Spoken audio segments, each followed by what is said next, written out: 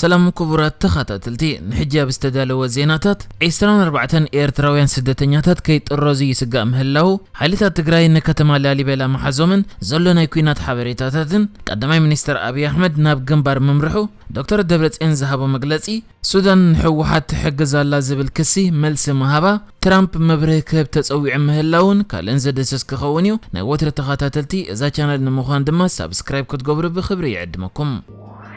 24 ኤርትራውያን ስደተኛታት ካብ ሊብያ ናይ ምጥራዝ ሓደጋ የንጸላልዎም ከም ዘሎ ወሃብ ቃል ትካል ስደተኛታት ውድብ ሕብራት ሃገራት ሮበርት ኮልቬለ ተዛሪቡ ንሱ ኣብ ጄኔቫ ኣብ ዝገበሮ ጋዜጣዊ መግለጺ ዝሓለፈ ወርሒ ክልተ ጉጅለታት ናይ ሱዳናውያን ስደተኛታት ድሕሪ ምጥራዞም ኣብ ዝዋን 24 ኤርትራውያን እቲ ናይ ምጥራዝ ሓደጋ የንጸላልዎም ኣሎ ክብል ተዛሪቡ ንሱ ኣብ ዝሃቦ መግለጺ ብመሰረት ኣባይታ ዘለዎ ልኡኻትና ዝሓበርዎ 18 ሱዳናውያን ብዘይ ዝኾነ ሕጋዊ መስርሕ ናብ ክልተ መዳጎን አካላት ድሕር ምስጋሮም በመንገድ ሰሃራ ናብ ዓዶም ሱዳን ከም ዝተጠረዙ ሓበሬታ በጽሕዎም ከም ዘሎ ሓቢሩ ኣብዚ እዋን 24 ኤርትራውያን ከምቶም ናይቶም ሱዳናውያን በዚ ናይ ሰሃራ መንገድ ናይ ምጥራዝ ሓደጋ የንጸላልዎም ከም ዘሎ ተዛሪቡ እዚ ወሃብ ቃል በተወሳኺ ስደተኛታት በዘይ ሕጋዊ መንገዲ ናብ ዝሃደሙሉ ዓዲ ምምላስ ንሓታት ዘይብሉ በደላት ምቅላዕ ከም ዝኾነ እቶም ዝተጠረዙ ሱዳናውያን ድማ ምስ ናይ ውድብ ሕብራት ሃገራት ትካላት ዝኾነ ርክባት ክገብሩ ዕድል ከይረኸቡ ከም ዝተጠረዙ ብምዝራብ እቶም 24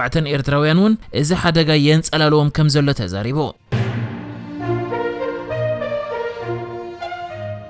ኣብ ሰሜን ኢትዮጵያ ኣብ ክልል ኣምሓራ ዝግበር ዘሎ ኩናት በሓያል መልክዑ ይቕጽለሉ ኣብ ዘሎ እዋን ሓይልታት ትግራይ ነታ ታሪኻዊ ጥንታዊ ኣብ እምነት ዝተወቀረ ቤተክርስትያን ዘለዋ ከተማ ላሊበላ ደጊሞም ሒዞማ ከም ዘለዉ ማዕከን ዜና ሮይተርስ ጸብጺቡ ማዕከን ዜና ሮይተርስ ኣብ ጸብጻቡ ነታ ቅድሚ ክልተ ሰሙን ሓይልታት ፌደራልን መላፍንቶምን ዝኾኑ ምልሻታት ኣምሓራ ተቆጻጺሮማ ዝጸንሑ ከተማ ላሊበላ ሓይልታት ትግራይ ደጊሞም ተቆጻጺሮማ ከም ዘለዉ ካብቲ ቦታ ዝበጽሐ ሓበሬታ ከም ዘነጽር ገሊጻ ኣላ ኣብዚ ዝሓለፈ ቀረበ መዓልታት ሓይልታት ፌደራል ብዙሕ ቦታታት በመቆጻር ኣብ ከባቢ ከተማ ወልድያ ዘሎ ዓድታት ድሕሪ ምብጽሖም እቲ ኩናት መሊሱ እንዳሓየለ ዝመጽእ ኮይኑ ካብቲ ማለት ቀዳም ከኣ ኣብ ግንባር ጋሸናን ኣብዚ ናይ ላሊበላ ግንባርን ኩናት ይካየድ ከም ዘሎ ሓበሬታ ክወጽእ ጸኒሑ ሓደ ናይ ዓይኒ ምስክር ንማዕከን ዜና ሮይተርስ ኣብ ዝሃቦ ሓበሬታ ናይ ክልል ኣምሓራ ሓይልታትን መላፍንቶም ዝኾነ ምልሻታትን ትማል ቀዳም ምሸት ካብታ ከተማ ክወጹ ከም ዝጀመሩ ለመንጎ ከኣ እቶም ናይ መወዳእታ ዙርያ ካብ ከተማ ላሊበላ ወጽዮም ካብ ርሑቕ ድምጽ ጢት ንሰምዕ ነርና ኢና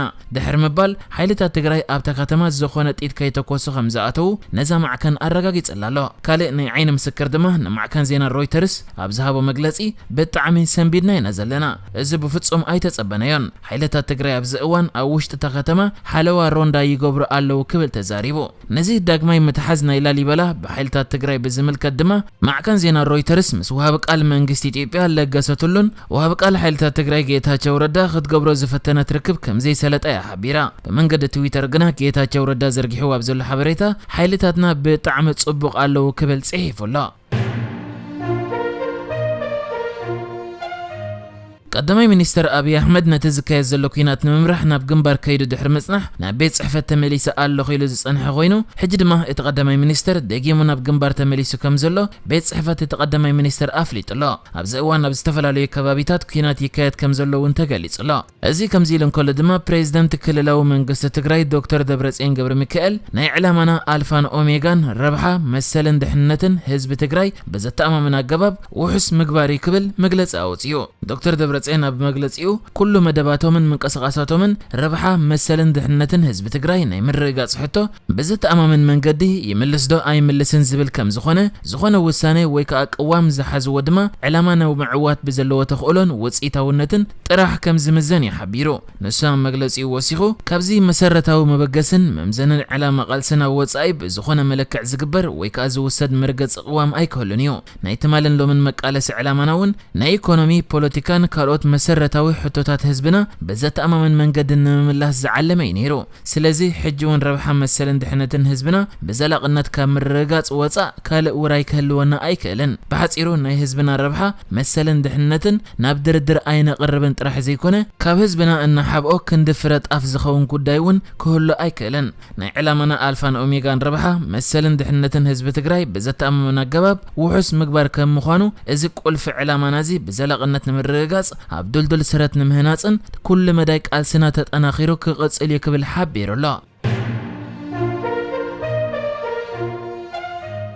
መንግስት ሱዳን ነትብ መንገዲ መንግስታዊት ማዕከን ዜና ኢትዮጵያ ዝኾነት ፋና ዘተዘርግሐ ሱዳን ንሕወሓት ትድግፍ ኣላ ዝብል ክስ ነፂጉ ብመንገዲ ሱና ዝበሃል ሱዳናዊ ማዕከን ዜና ተዘርጊሑ ኣብ ዘሎ ዜና ከዓ ሚኒስትሪ ወጻኢ ጉዳያት ሱዳን ነትብ ማዕከን ዜና ፋና ዘቐረበ ክስ ድሕሪ መንጻግ ሱዳን ሕጂ እውን ምስ ጎረባብታ በሰላም ምንባርን ኣብ ጉዳያት ጎረባብታ ኢዳ ዘይምእታው ፖሊሲ ክትቆጽሎ ምዃና ኣፍሊጡ ብጀካዚ ሚኒስትሪ ወጻኢ ጉዳያት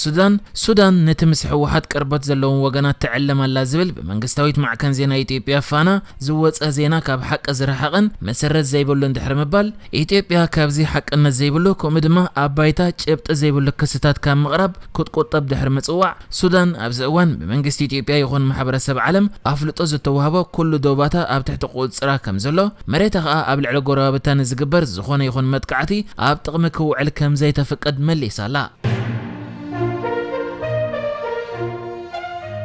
ወራሲ ዓራት ሕቡራት ኢማራት ዓረብ መሐመድ ቢን ዛይድ ምስ ዳይሬክተር ውድብ ጥዕና ዓለም ዶክተር ቴድሮስ ኣድሓኖም ተራኺቡ ከም ዘተየ ተገሊጹ ዶክተር ቴድሮስ ኣድሓኖም ምስ ወራሲ ዓራት ኢማራት ኣብ ዝተረኸበሉ ውድብ ጥዕና ዓለም ምስ ኢማራት ዝተሓጋገዘሉ መንገዲ ከም ዘተዩ ክሕበር እንከሎ ዶክተር ቴድሮስ ከዓ ኢማራት ነቲ ፖልዮ ንምጥፋእ ትገብሮ ዘላ ሓገዛት ብምንኣድ ኢማራት ሓንቲ ካብ ሓገዝቲ ውድብ ጥዕና ዓለም ከም ዝኾነ ተዛሪቡ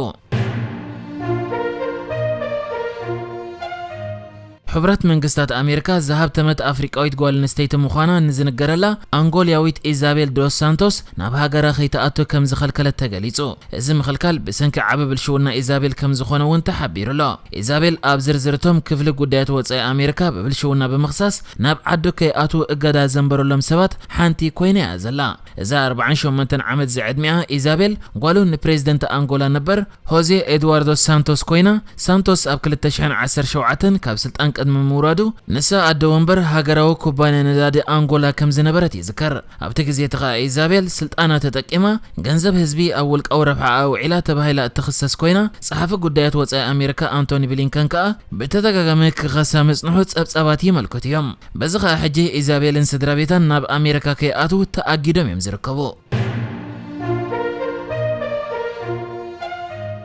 ናይ ቀደም ፕሬዝዳንት አሜሪካ ነበር ዶናልድ ትራምፕ ንዕለ ሸውዓተ ጥሪ ብጉዳይ ብልሽውና ናይ ኮርፖሬሽን ትራምፕ ኦርጋናይዜሽን ኣብ ዝግበር ዘሎ ምርመራ ብላዕለወይቲ ሓላፊት ክፍሊ ፍትሒ ኒውዮርክ ለቲሻ ጄምስ ጻውዒት ቀሪብሉ ከም ዘሎ ተገሊጹ ኣብ ወርሒ ሕዳር 2020 ሓደ ካብ ኣብ ላዕለዋይ ጽፍሒ ናይቲ ኮርፖሬሽን ዝሰርሕ ወዶ ንትራምፕ ዝኾነ ኤሪክ ትራምፕ ኣብቲ ቤት ጽሕፈት መጺኡ ቃል ሂቡ ከም ዝነበረ ዝዝከር እዩ እዚ ኮርፖሬሽን ብዝተፈላለዩ ገበናት ዝኽሰስ ኮይኑ ዶናልድ ትራምፕ ከዓ ዝግብኦ ግብሪ ንኸይከፍል ዘይቆንዑ ዋጋታት ንብረት ኣቕሪቡ هيليو مبرهن خهب حجي تصوعيت قريب لزلا